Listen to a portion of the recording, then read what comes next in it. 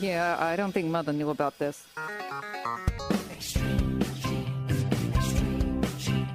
Uncle Marvin was strangled by his own beard.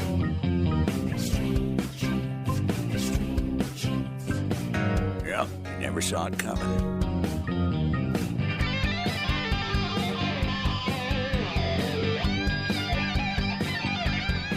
And hello, America. And welcome to America's Family History Show, Extreme Genes and ExtremeGenes.com. Fisher here, your radio root sleuth, on the program where we shake your family tree and watch the nuts fall out. Well, it's great to have you back, Genies, and it's kind of a mixed bag today. We want to celebrate the life of one of the guests that we've had on the show in the past who just passed away this past week, and that is the man known as the Candy Bomber. Gail Halversen passed away in Provo, Utah at the age of 101. And he made quite an impact on German-American relations after the war when he would attach little candy bars to parachutes and drop them to children waiting at the end of the runway as they brought in relief, as the Soviets at that time had isolated West Berlin. So back in 2014, I talked to him, and he shared his entire story over 2 segments, and we're going to let you hear him again today. Gail Halversen, the Candy Bomber. So looking forward to that. Hey, if you haven't signed up for our weekly Genie newsletter yet, we get it out every Monday and share with you links to stories you'll be fascinated by as a genealogist. Also links to past and present shows and a little blog for me that you might find interesting. So check it out. You can sign up on our Facebook page or at extremegenes.com. Right now, it's time to head off to Boston, Massachusetts. David Allen Lambert is standing by as always, and he is the chief genealogist of the New England Historic Genealogical Society and AmericanAncestors.org. Got to fit that in, Dave. How are you? I am doing good. It is a Titanic title, but I understand you have Titanic news to share with us. Yeah, it's on my mind, I guess, because I went with some friends and my wife, and we went to Vegas over the weekend and went to the Luxor Hotel to see their Titanic display there. And these are all these amazing artifacts picked up from the debris field of the Titanic, much of it in perfect condition, including these plates that were all sitting in a line in the sand because they had been in a box, right? And then the box deteriorated and went away, and these were salvaged. And then there was this big piece, the giant piece of the Titanic in a separate room, was able to take pictures with that. It was just an amazing thing to see it and just get the feel of that tragedy and all the lives that were lost. An amazing experience there that day. And then today, I had another breakthrough on another family line in England and learned about this ancestor, Richard Floyd, who was sent in 1673 over from Warwickshire, England. He was shipped off to America for something he did criminal, and I don't know what it is yet, but I'm looking for him. We'll see what comes of that. What have you got, Dave? Well, on April 2nd, I am lecturing to the Indiana Genealogical Society in Fort Wayne, virtually from home here in Massachusetts. I'm giving 4 lectures on New England, from the Great Migration all the way down to different types of records. So I'm really looking forward to that. Would love to be there in person, but hey, as we know, with RootsTech coming up, that's even virtual. Yeah. And I'm giving 4 lectures for that, too. Yeah. All right, Dave, let's get on with our Family Histoire news today. What do you have for us? Well, I get some old news that is good news, and this is a really funny one. This is in Open Culture's website, and I found this article that was written in the New York Herald magazine section on May the 7th, 1922. Listen to this. The people of the year 2022 will probably never see a wire outlined against the sky. It is practically certain that wireless telegraphy and wireless telephones will have crushed the cable system long before the century is done. Possibly, too, power may be through the air, what means are found to prevent enormous voltages being suddenly discharged in the wrong places. Coal will not be exhausted, but our reserves will be seriously depleted, and so will those of oil. One of the world dangers in a century hence will be a shortage of fuel, but likely by that time a great deal of power will be obtained from the tides, from the sun, and probably from radium and other forms of radial energy, while it may be also that atomic energy will be harnessed. Wow, that's like Nostradamus.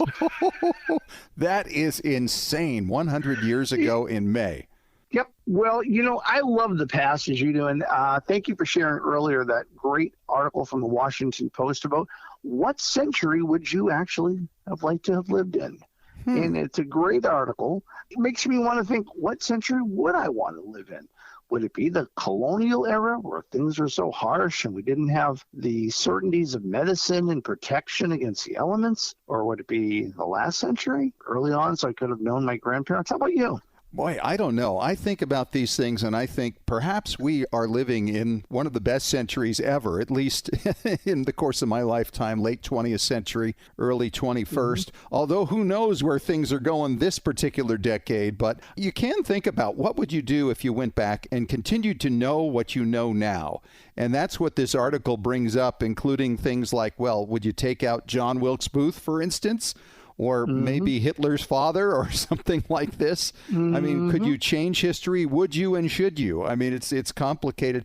It's an interesting little exercise. Doesn't really take you anywhere, but nonetheless, it would be fascinating to at least visit someplace just to have that experience. I think genealogists would probably pick an ancestor that they would like to meet, but make sure don't accidentally kill your grandfather. Right. Be careful. You know, genealogy and genetics are amazing, and stories we've had over the past few years have just been incredible, including this latest one from Scotland. Robert the Bruce's closest relatives have been identified by the university researchers at Strathclyde. And this goes back to the Bruce clans of Clackmannan, who related to Robert the Bruce from 1306 to 1329. DNA, you gotta love it. I know it. I am a direct descendant of Robert the Bruce, and I have the lines. They're all very well proven. Most of Europe probably has a descent from Robert the Bruce. They probably do, but the genetic connection is fun because then you can say that part of that person still lives on in you, especially if it's Y DNA. Good point. Well, that's all I have for this week from my Family Histoire news bag. But remember, if you're not an American Ancestors member, we'd love to have you, and you can use the coupon code EXTREME and save $20. Just go to AmericanAncestors.org and tell them that Fish and Dave sent you. All right, David. Talk to you again at the back end of the show for Ask Us Anything. And coming up next, he's a man who passed away just a week ago, Gail Halversen. He's known as the Candy Bomber, died at 101. And in December of 2014, we had him on the show. He told his whole story, and you're going to want to hear it in his own words from his own mouth. Coming up next in 3 minutes on Extreme Genes, America's Family History Show.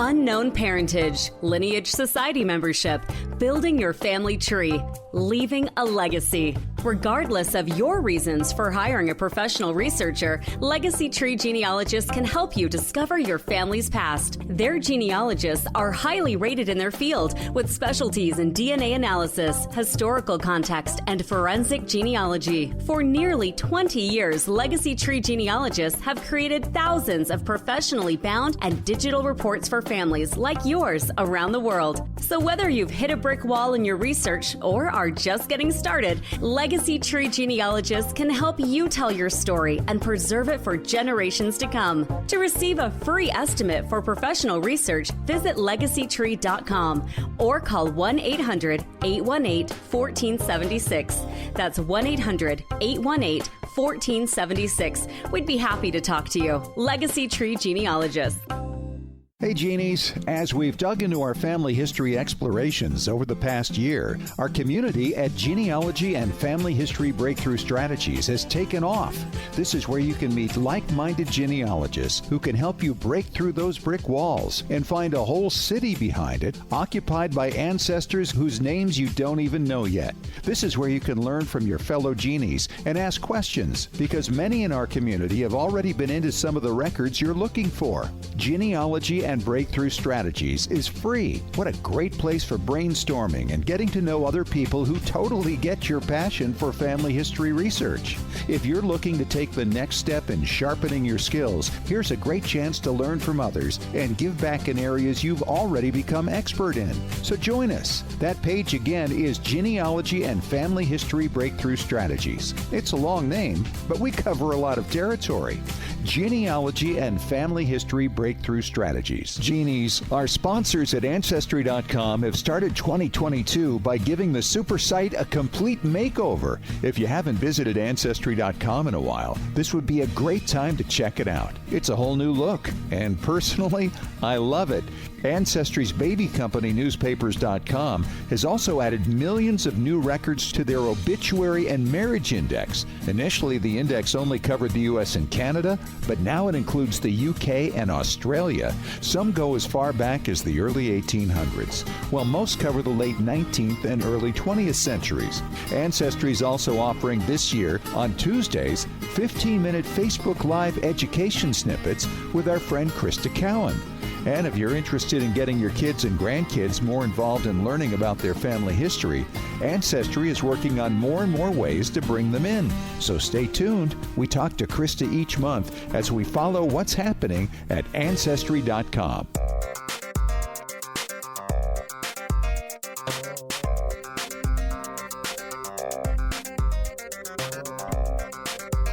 Back to it on Extreme Genes, America's Family History Show. Well, on February 16th, we lost a great American hero. Gail Halversen, the candy bomber, died at 101 years of age in Provo, Utah. And if you're not familiar with his story, well, here it is right from his mouth, because I had the chance to interview him in 2014 in December. Here's how it went. Imagine growing up and attending an elementary school that was actually named for your grandfather, who's still around. This was actually the experience of a couple of the grandkids of my next guest, Colonel Gail Halvorsen, better known as the Berlin Candy Bomber. How are you, Colonel? Good to have you on the show. Hey, doing great out here in Arizona. Good to hear from you, Fisher. Well, this is really an honor for me, first of all, to talk to you, sir, because I've known your story for so many years. And for people who aren't familiar with it, we will get into that in just a little bit. You know, such a big part of family history is history and people creating their own story in their own lives. And yours has been defined by a very short period of time in the late 1940s, Colonel. Let's go back to the beginning of this. First of all, you were a flyboy very early on. Born in 1920, when did you start flying? The spring and summer of 1941. And where were you getting your lessons? What were you flying at that time? Well, people in high places knew that we were going to get in trouble sooner or later, and we didn't have a big enough pilot pool in the United States for expansion. So in the colleges, they had a college training program that take guys who wanted to fly and give them training through their private pilot, get a private pilot license. And then they needed more, so they went to non-college guys, and that was me. I was really interested in flying, and I studied hard, and I got one of 10 scholarships. There were about 140 kids that took that, and I got one of 10. So I got a flight scholarship, and that's when I started my training in May of 1941. And that was just a few months, of course, before Pearl Harbor came along. We get to World War II, everything starts, and where do they assign you? Well, I went through the Aviation Cadet Center for assignment in San Antonio, and they had a notice on the board. Anybody who wants to train with the RAF, sign up. So I went in. I thought, that's exotic. You know, these guys are really something. And I signed up to be trained with the RAF. Now, the RAF had their training schools in Canada and the United States. And the one that I was assigned to was in Miami, Oklahoma. But they had RAF test pilots and the RAF ground school. And so we were on loan, the RAF, to get our flight training. About 5 of us in that one place in Miami. And then we got our RAF wings. Then the Army test pilot came up and gave us a flight check, and we got our Army Air Corps wings. So I trained as a fighter pilot. When I went back into the Army Air Corps, they needed transport guys. So I ended up transport during the war, flying out of South America and Ascension Island, Africa, and supplying the bases up and down those coasts, occasionally ferrying an airplane to England for the invasion. So that was how I got started. And that was just the beginning for you, wasn't it, Colonel? Because you really made a career out of flying. Yes, I've been flying ever since. I had part ownership in a couple of different light airplanes. I owned a power parachute of my own. So I've been flying steady since the spring of 1941. We've been flying clubs and that sort of thing. And, of course, right now I'm flying as co-pilot with Tim Chope on the Berlin Airlift Historical Foundation, the C-54, the Spirit of Freedom. It's the 54 that flew the Berlin Airlift, and Tim Chope got it out of a junkyard and got it flying again. So I'm flying that, and next month I'll be dropping parachutes over Kitty Hawk, North Carolina. Isn't that unbelievable? We're talking to Colonel Gail Halversen. He is known as the Berlin Candy Bomber, as part of a great family history of the United States of America, as I'd like to look at it. You're a great hero in my mind because of what you did to help rebuild relations with Germany after the war. Let's talk about now the political situation that took place. The war is over, and now we've got a problem because the Russians have cut off Berlin and isolated it. And you are now part of the food lift to keep Berlin from being overrun by the Russians entirely. That's right. The Russians were starving over 2 million people, cutting off all the supplies coming from West Germany over East Germany to West Berlin, and they were going to take over West Berlin.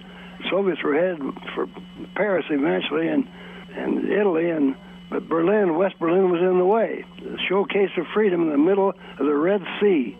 And so you were flying in food? Is that what it was at the time? We flew in everything they had to have to survive.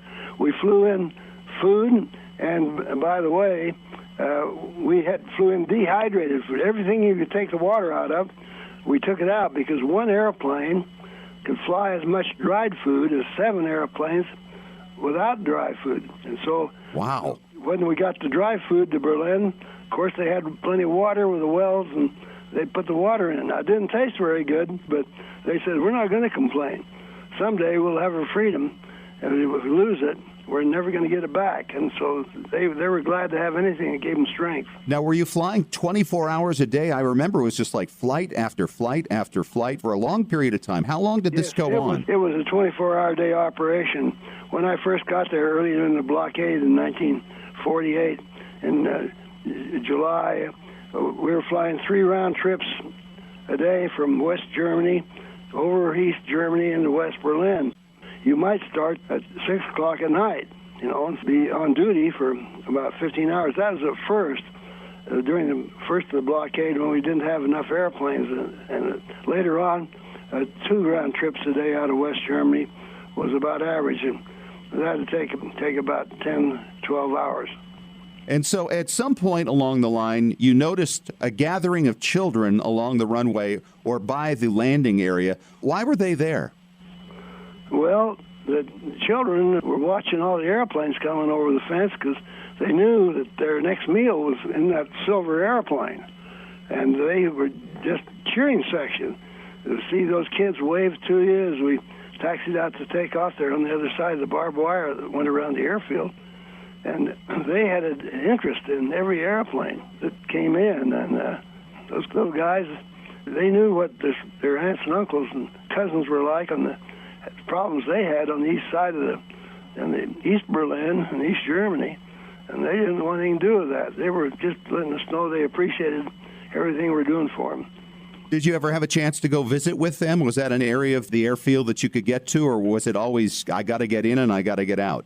Well, you got to get in and get out. But when I went back to Rhine-Main, to West Germany, one day, I got back there before noon and go to bed. But I thought, boy, this airlift's going to be over pretty quick, which it wasn't. It went almost a year, and this was just a month or so into it. And I wanted to get movies of the operations on the ground, shooting pictures of airplanes coming over the bombed-out buildings. So I hitchhiked back. I had no problem getting just out of a flight suit, and I could get back and forth with my buddies flying. So I went, instead of going to bed, I went back to Berlin with a movie camera. It was a bad approach.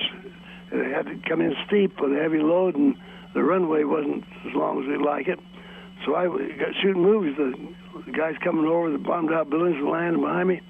Suddenly, on the other side of the barbed wire, was about 30 kids right up against the wire, looking at the uniform that was killing them, bombing their dad and mom or brothers and sisters just a few years before in the war. But they were friendly. They knew what the Soviets were like because their aunts and uncles and cousins had come across the border into West Berlin and tell them you don't want anything to do with those guys. I was standing there at the fence almost an hour shooting pictures, and then said, sorry guys and gals, these 8, 9 to 15 years of age. They spoke English because they had it in school. I couldn't speak any German. And they were cheering me up, said, look, it's summer now, the weather's good, you're going to have no trouble getting into here to land. But when winter comes, the fog is terrible in here, and you're going to have trouble. When that happens, don't worry about us. We don't have to have enough to eat. Just don't give up on us. someday we'll have enough to eat. We'll lose our freedom. We'll never get it back. Kids. Wow. I was fascinated. Then I looked at my watch. I had to run. I had a Jeep waiting for me to take me around, take movies to the city. It bombed out party because you couldn't do that flying. You had to stand by the airplane and take right off. So I was taking my sleep time to take a tourist view of Berlin. Well, I got about 5 steps and I suddenly realized that these kids were different. That I dead stopped right at the barbed wire, and not one child out of 30 put out their hands by voice inflection or by body language telling me, "Dummy, don't you know kids like chocolate?" During the war and after, I'd flown in foreign countries, South American, other countries, Africa, and even more civilized countries, more up-to-date countries, and the kids would see you walking down the street in American uniform, they'd chase you and shake you down for chocolate. These kids had none for 2 years, and not one would be so ungrateful to beg for something more than freedom, something as exotic as chocolate. First time, gosh, I got to give them something, and I stopped and put my hand in my pocket, 2 sticks of gums, all I had. 30 kids are going to have bloody noses to get out of here. Oh. And I argued with myself for a minute. Then he said, "You'll never see them again because you've got to be flying all the time. You can't be hitchhiking back here and still asleep anymore. This is once in a lifetime." And so I argued with myself a minute, and I said, "Well, it's up to them if they fight. It's up to me if I give it to them." And that's a big decision. I turned and went back to the fence and broke them in 2 pieces and got them in half and passed it to the kids through the barbed wire, and here came the rush. And I said, "Oh, dear, I hope they don't fight." But they didn't. The kids that didn't get any just asked for a piece of the wrapper. And the kids with a half a stick tore off the outer wrapper and tinfoil and passed it around. Those kids put it up their nose, and you smelled it, a strip of paper. I stood there dumbfounded. That's the trigger right there. Oh, and what happened next really changed the world, and we'll talk about that in our next segment as we continue our visit with Colonel Gail Halversen, coming up next on Extreme Genes, America's Family History Show.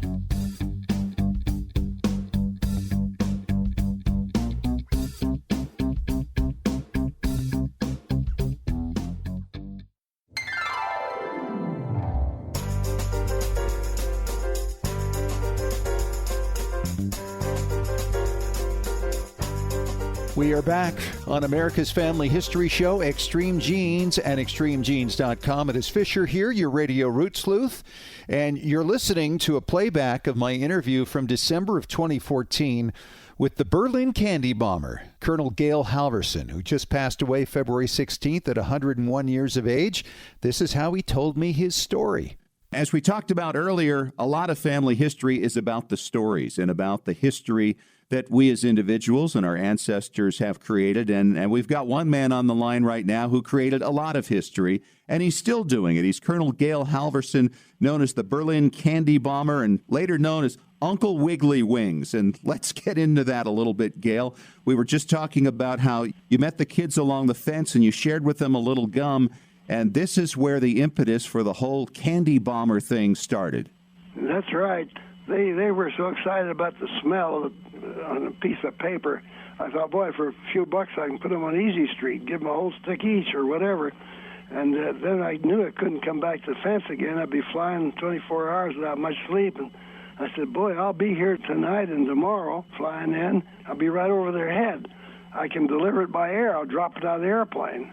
And so I told the kids, you come back to the open place between the bombed-out buildings and the barbed wire fence. When I come over your head tomorrow to land, I'll drop enough stuff for all of you if you'll share it. And they said, jawohl, jawohl. I mean, yes, we'll share it. I turned to leave and I said, don't know, it'll be sometime tomorrow before noon. I'll be back.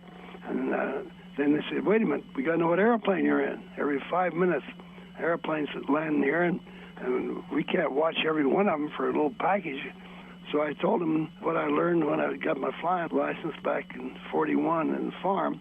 Flew over the farm and let Dad and Mom know that was me up there in the airplane. I'd wiggle the wings back and forth. I said, kids, watch the airplane when it comes over the field. Now, wiggle the wings of that big airplane back and forth. Just watch that one. I said, wow, get out here. Let's start it. So I went back to West Germany, and we couldn't buy much.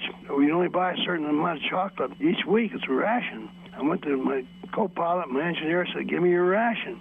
what are you going to do? Buy a camera on the black market? But I said, no. I told him what it's going to do. He says, you got permission? I said, no. Told the kids I'd do it. Give me your ration. So they did. They had double handful, not just gum, but chocolate bars. Boy, that was pretty heavy. To make sure that you didn't hit him in the head with a candy bar at 120 miles an hour, I had 3 handkerchief parachutes, and I tied a third of the chocolate and gum onto each parachute and tied it on tight. And then went back to Berlin that night, and the next day came over just before noon over the airfield, and on the end of the runway, those kids, in a little knot, they hadn't told another soul. Looked like just the 30 that was there before, right in the middle of the open place between the bombed-out buildings and the barbed wire fence. Wiggled the wings, and they went crazy. Just blew up. Of course, it went on over East Berlin, turned around and come back to land. Came over the top of them and had the crew chief standing between the pilots. We were flying at only 100 feet in the air, and he shoved the 3 parachutes out the little flare chute. And then we were worried while he unloaded 20,000 pounds of flour, whether somebody had seen it come out and reported us, or if we missed the target and pulled it over the fence on the runway. But as we taxied out, we came along the barbed wire fence. There were those 30 kids waving 3 parachutes. Eventually, you got in a little trouble over this, didn't you? Well, yes. When we came back, an officer met the airplane. He said, who's flying this airplane? And my buddies pointed to me and said, he is. Why? Colonel Hahn wants to see you right now. What for? I said. He says, he'll tell you. Went into Colonel Hahn. Halversen, what have you been doing? Been flying like mad, sir. Well, that's not all you've been doing. What else you been doing? And then I knew he knew and thought it was going to be court-martialed for the law. But then he said the general called him and said, hey, that's a good idea. Let him do it. From then on, my buddies got into it. 2 sticks of gum turned into 23 tons over the next about a year. It was a joint operation, all my buddies dropping too. Let's talk about now the impact of this, not only on the kids, but on your life. Well, it changed my life. Here it is, 94. Next month I'll be flying our Berlin airlift airplane, the Spirit of Freedom, which we're flying over Kitty Hawk next month, dropping parachutes. Every year we make that drop, so it changed my life. I just got back from New York for Lufthansa Airlines, gave me the Achievement of the Year award, and it's just crazy. It's my buddies are the ones that did it, and the kids are the one that triggered it. Airlift operation by my buddies. The happiness in life doesn't come from a bigger car or a bigger house than your neighbor. It comes from getting outside of yourself and serving others. The gratitude of the kids for flour to be free was so great they wouldn't beg for chocolate. That gratitude caused the operation to happen. If they begged for something, I'd give them all we had. I'd give them the 2 sticks of gum, and that'd be the end of it. But because not one child said, gimme, the gratitude is so strong. That's what caused the operation to happen. Attitude. Everybody said, including the Russians, they can't feed 2 million people by air. It's never been done before. You know, we've heard that in the workplace. Somebody gets a good idea and they say, oh, that's never been done before. It cuts off progress. Attitude. There were some generals and some fly people, and General Thunder said, we can fly that stuff in there. Attitude made it happen. And the Germans on the ground came back with attitude. They came back and said, hey, we don't have to have enough to eat, like I said before. Someday we'll have enough to eat. We lose our freedom, we'll never get it back. That's attitude. Someday we'll put up with stuff. It's going to be a rough patch, but we'll put up with it. So we got service before self, gratitude, attitude, and the little decisions. Put your footsteps on the path that leads where you end up, whether good or bad. When I tell the young people, if somebody says, hey, try to sniff a little of this glue or try a little smoke this, a little of this weed. So that's a little decision in the moment. But if it happens, you put you on your footsteps where you end up, and it's not going to be good. That's right. Little decisions for that. Tell me about the kids. Did you ever get a chance to meet them after they were adults? Oh, I've met tons of them. In Danville, California, we've got a whole group of them out there. One gal, Steffi, that caught enough parachutes to make underclothes. You can check it, Steffi, Danville, California. They got a whole group of them out there. Mercedes, the little gal that said I was scaring her chickens, and then it was okay if I dropped chocolate bars there. I met her, and she'd come to the States, and I stayed in her house many times and been in contact with her right today. Lots and lots of kids. Well, it sounds like a very fulfilling life, Colonel Halversen. Well, Mercedes Wild is a great friend, and we did scare her chickens, but I sent her a big patch of gum and candy. We flew that airplane, the one I'm flying now, back to Germany, for 89 days. And then a grown man came through the airplane, and he said, I was a boy at 12, going to school. The clouds were very low and it was raining. And suddenly, out of the clouds, came a parachute with a fresh Hershey candy bar. It landed right at my feet. I was astounded. So it took me a week to eat that candy bar. I hid it day and night. Then he looked far off and said, but it wasn't the chocolate that was important. What was important was that somebody in America knew I was in trouble, and somebody cared. I can live on thin rations, he said, but not without hope. Without hope, the soul dies. He's Colonel Gail Halversen, the Berlin Candy Bomber, Uncle Wiggly Wings. Thank you so much, Gail, for your time and for sharing your story, and God bless, and I hope you have a great new year. Thank you. You're sure a great guy to work with. Colonel Gail Halversen, the Candy Bomber, gone at 101. We're going to miss him. Coming up next in 3 minutes, David Allen Lambert returns as we go through your questions once again for Ask Us Anything on Extreme Genes, America's Family History Show.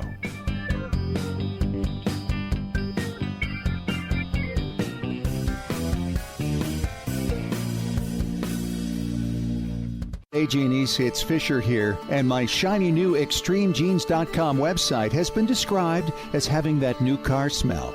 I love hearing that. Having been with you for over 8 years now, it felt like time to help out listeners and followers who need to know the basics of genealogical research, as well as how to understand your DNA test results, and to be able to put them to work for you, breaking down brick walls, identifying birth parents, locating new cousins who may have photos and information that can't be found anywhere else, and verifying your paper trails. Yes, DNA can do all that, and I can show you how. Check out the all-new ExtremeGenes.com website and download the free Genealogy Strategy Roadmap and the free DNA Starter Guide. Then, if you like what you see, you can take those next steps to sign up for the video courses that you can watch at your leisure. I'll take you through all the basics, step by step. Find out more now at ExtremeGenes.com. Unknown parentage, lineage society membership, building your family tree, leaving a legacy. Regardless of your reasons for hiring a professional researcher, Legacy Tree Genealogists can help you discover your family's past. Their genealogists are highly rated in their field with specialties in DNA analysis, historical context, and forensic genealogy. For nearly 20 years, Legacy Tree Genealogists have created thousands of professionally bound and digital reports for families like yours around the world. So whether you've hit a brick wall in your research or are just getting started, Legacy Tree Genealogists can help you tell your story and preserve it for generations to come. To receive a free estimate for professional research, visit legacytree.com or call 1-800-818-1476. That's 1-800-818-1476. We'd be happy to talk to you. Legacy Tree Genealogists. Genies, our sponsors at Ancestry.com have started 2022 by giving the super site a complete makeover. If you haven't visited Ancestry.com in a while, this would be a great time to check it out. It's a whole new look, and personally, I love it. Ancestry's baby company, Newspapers.com, has also added millions of new records to their obituary and marriage index. Initially, the index only covered the U.S. and Canada, but now it includes the U.K. and Australia. Some go as far back as the early 1800s, while most cover the late 19th and early 20th centuries. Ancestry is also offering this year, on Tuesdays, 15-minute Facebook Live education snippets with our friend Krista Cowan. And if you're interested in getting your kids and grandkids more involved in learning about their family history, Ancestry is working on more and more ways to bring them in. So stay tuned. We talk to Krista each month as we follow what's happening at Ancestry.com.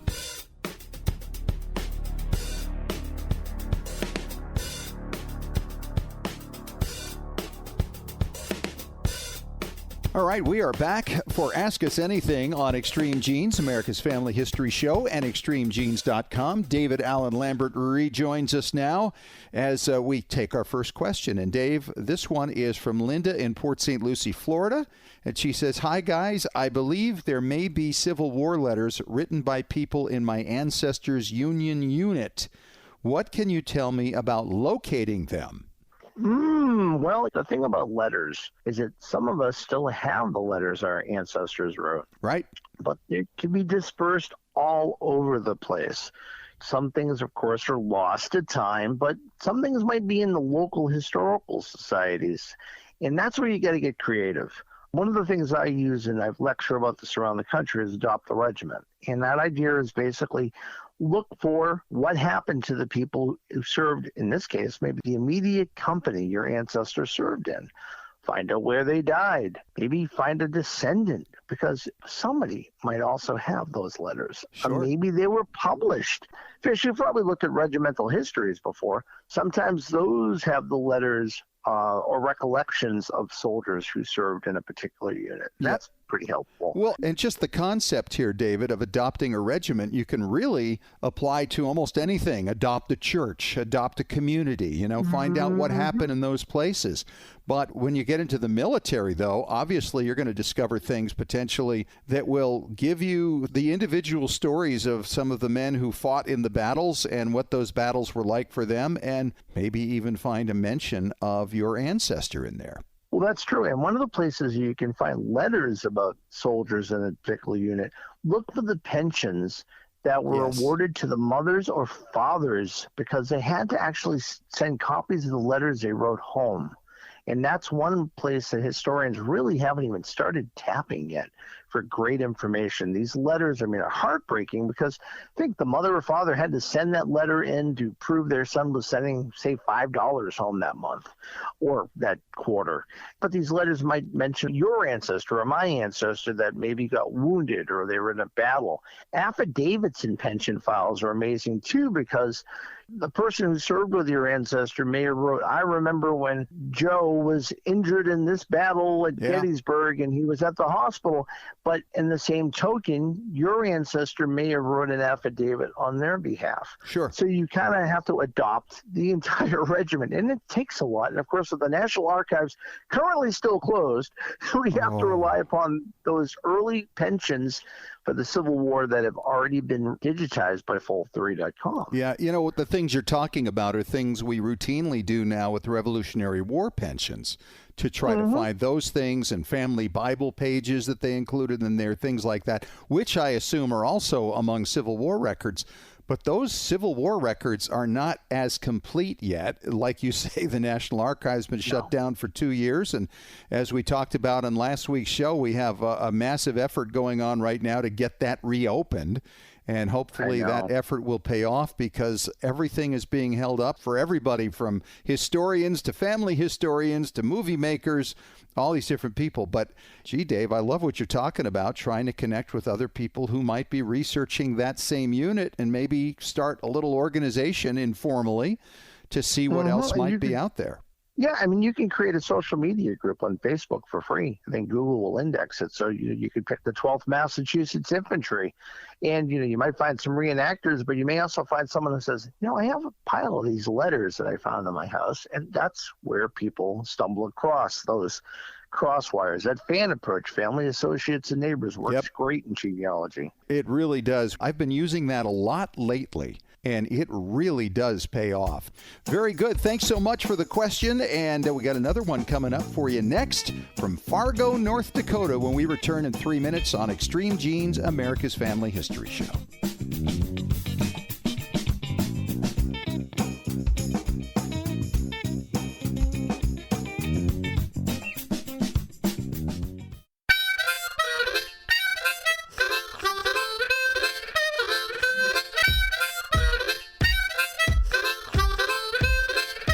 All right, we are back for our final go-round this week on Extreme Genes, America's Family History Show, and ExtremeGenes.com. Fisher here, David Allen Lambert over there. And our next question on Ask Us Anything comes from Drake in Fargo, North Dakota. And he writes, Fish and Dave, I know the 1950 census is coming out soon. I hear everyone say it's a big deal, but I'd like to know what you expect people will get from it. All right, fair enough. David, I guess we start with the fact that it's coming out April 1st, and we're talking about that quite a bit these days.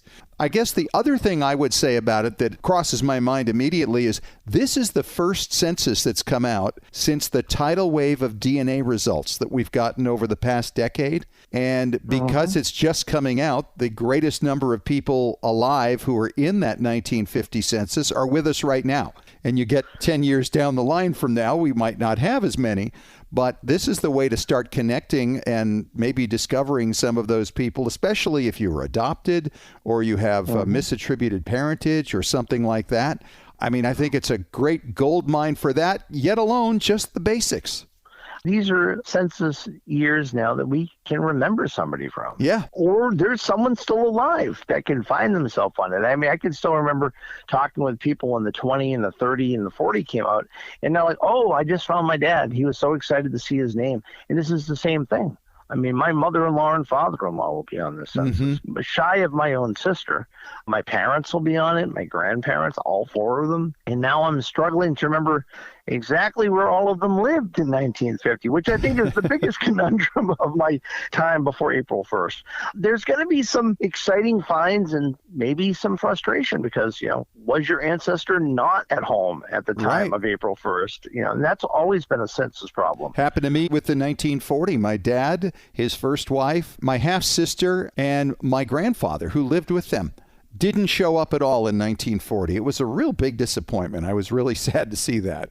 Well, you know, the thing I think I really anticipate with the census is that it gets a new generation of genealogists interested. Yep. Because, you know, the grandparents and the parents can sit down and show their kids and say, wow, but there's censuses before that? Yeah. You know, back to 1790? That's true. I mean, so it's great. So I hope that the 1950 census, the first month or so that it's released and people start searching it, looking through it, that it gets the next generation interested in genealogy, which is really the hope. And think of it, too. This is the first census since World War II. So we're going to see the first 4 years of baby boomers in there.